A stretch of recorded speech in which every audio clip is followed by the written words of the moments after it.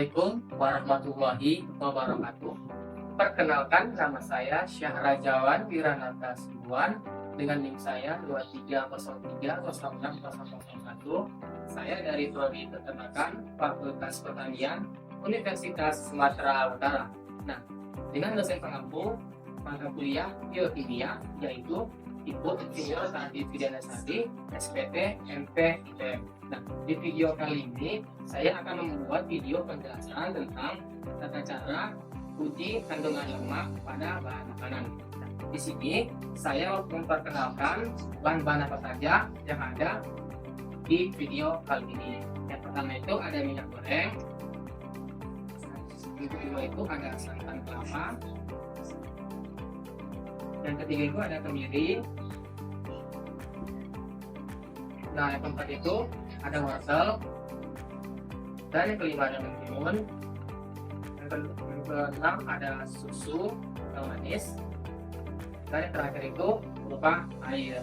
Nah, untuk cara kerjanya, pertama-tama itu kalau dalam 3 bahan makanan ini yang ada timun, wortel, dan kemiri, itu alangkah baiknya dibersihkan dulu kulit-kulitnya untuk mempermudah pengujian uji kandungan lemak.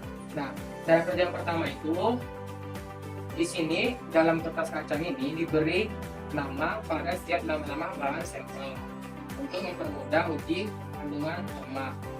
Nah, dimulai pertama itu dari minyak goreng, diambil minyak gorengnya secukupnya dan dioleskan ke kertas kacang ini secukupnya.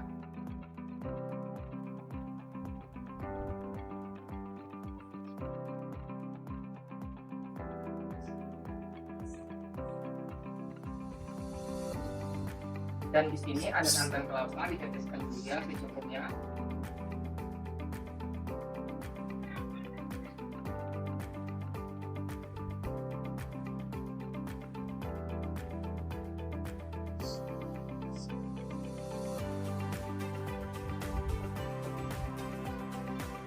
Dan di sini ada kemiri.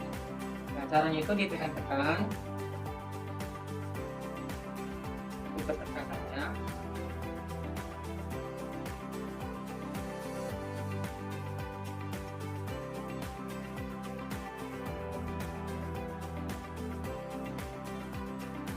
Dan di sini ada wortel juga sama seperti kemiri ditekan.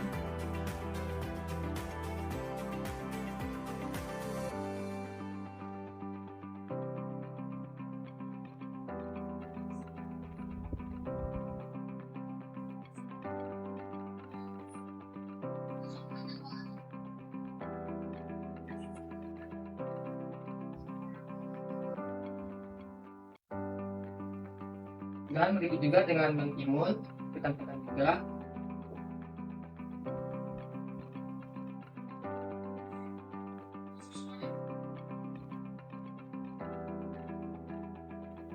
Nah, begitu juga dengan susu, diteteskan secukupnya saja.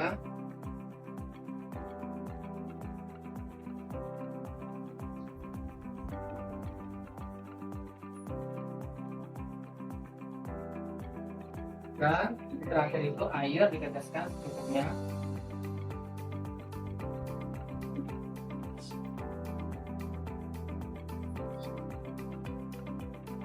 Nah, setelah semua bahan makanan dioleskan ke kertas kacang ini, nah langkah selanjutnya itu kita menunggu sampai paling lama 20 menit untuk melihat hasil dari kertas kacang setelah diolesi pada bahan makanan.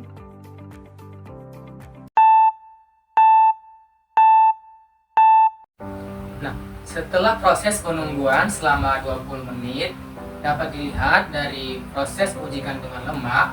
Yang pertama itu bahan makanannya itu ada minyak goreng. Nah, minyak goreng ini termasuk golongan lemak tinggi karena ketika diberi cahaya, dia terlihat ada noda transparan ataupun yang berbentuk pulau yang menyerap ataupun yang berlebihan, sehingga ketika dia diberi cahaya dia tembus cahaya karena dia dinamakan jadinya golongan lemak tinggi.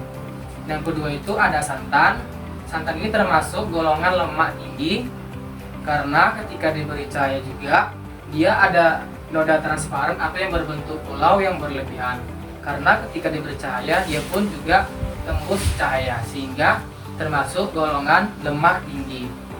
Begitu juga dengan kemiri. Kemiri ini termasuk golongan lemak tinggi karena ketika diberi cahaya, nah dia ada berbentuk noda transparan juga yang berbentuk pulau-pulau ini yang berlebihan. Sehingga kemiri ini pun juga disebut golongan lemak tinggi karena ketika diberi cahaya dia tembus cahaya. Nah, ada di sini susu. Susu termasuk golongan lemak sedang karena ketika diberi cahaya dia tidak terlalu terlihat berbentuk noda yang transparan ataupun yang berbentuk pulau karena dia termasuk golongan lemak sedang karena tidak tembus cahaya ketika diberi cahaya. Dan di sini ada timun. Timun ini termasuk golongan yang lemak rendah karena ketika diberi cahaya dia tidak terlalu terlihat noda transparannya ataupun yang berbentuk pulau itu dan tidak ada tembus cahaya sehingga dia termasuk golongan lemak rendah. Dan di sini ada wortel.